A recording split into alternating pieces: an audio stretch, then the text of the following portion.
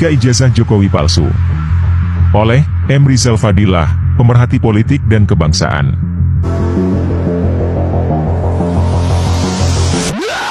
Berandai-andai itu kadang menyenangkan, apalagi jika yang diandaikan itu memungkinkan untuk terjadi, sehingga berubah menjadi prediksi. Di tengah karut-marut penyelenggaraan negara, maka fenomena politik yang muncul dan ramai, patut untuk dianalisis. Salah satu fenomena menarik itu adalah isu ijazah palsu Jokowi.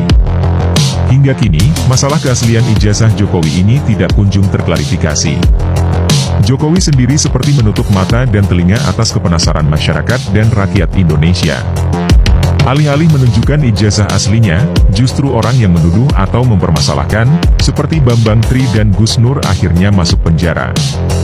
Isu ijazah palsu itu andai ternyata terbukti, maka prediksi yang terjadi adalah, pertama, akan masuk dalam Guinness World Record sebagai kebohongan paling bersejarah. 10 tahun Jokowi menjabat sebagai presiden tanpa keabsahan persyaratan. KPU tertipu dan penipu cuma bisa tersipu tanpa rasa malu. Bisa dibuat patung The Liar King, Raja Pembohong. Kedua, presiden tidak sah.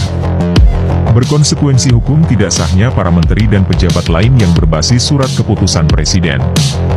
Begitu juga dengan aturan dan kebijakan yang telah diambil Presiden Jokowi, seluruhnya batal demi hukum, Nitek Het van Heeswege. Ketiga, ruang akademis tercemar, khususnya UGM, yang diam dan terkesan membiarkan polemik terjadi.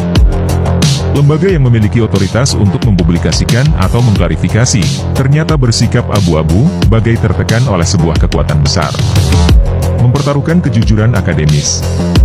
Keempat, segala kontrak dengan asing termasuk investasi IKN, kereta cepat Cina, jaminan APBN, program obor, maupun hutang-hutang luar negeri yang dilakukan oleh presiden ataupun menteri, menjadi masalah hukum dan politik. Rakyat tidak akan mengakui adanya transaksi ilegal tersebut. Kelima, Presiden Jokowi menghadapi meja persidangan atas delik pemalsuan atau penggunaan dokumen palsu, penipuan atau kebohongan. Keonaran sudah dapat dipastikan terjadi, pasca terbongkarnya kepalsuan ijazah tersebut.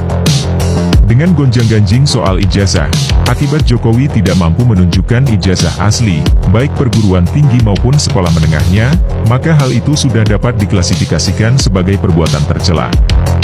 Artinya, DPR, MPR sudah dapat menjadikan hal tersebut sebagai alasan hukum untuk proses pemakzulan, sebagaimana diatur dalam Pasal 7 AUD 1945. Kepastian palsu atau tidak ijazah yang dimiliki oleh Presiden Jokowi, sebenarnya dapat dibuktikan di depan sidang MK, saat proses pemakzulan tersebut berjalan. Pembuktian keaslian ijazah yang dikeluarkan oleh lembaga pendidikan terkait, bukanlah hal yang sulit. Jika ada kemauan untuk melakukan pengusutan, maka hal itu sangatlah mudah. Andai ijazah Jokowi palsu, maka benar dan tepat jika karikatur Pinocchio yang berhidung panjang itu disematkan pada Jokowi. Semoga masih ada kemauan dan kemampuan Presiden Jokowi untuk mampu menunjukkan kepada seluruh rakyat Indonesia, inilah ijazah asli saya. Maka selesailah dan Jokowi pun lolos dari kedudukan sebagai pesakitan.